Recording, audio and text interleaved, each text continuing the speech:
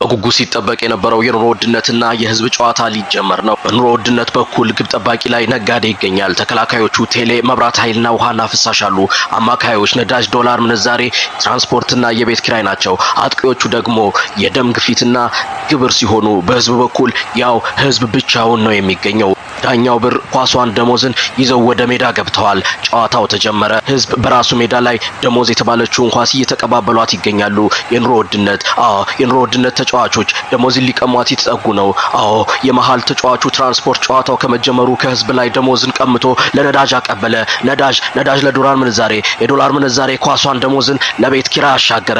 የቤት ኪራይ ወደ ኋላ ለቴሌ፣ ቴሌ ለመብራት ኃይል፣ መብራት ኃይል ለበረኛው ነጋዴ ሰጠው። ነጋዴው ለአጥቂው ደም ግፊት በረዥሙ አሻገረ።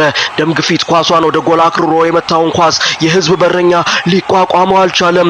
ጎል! ገና በ5ኛው ደቂቃ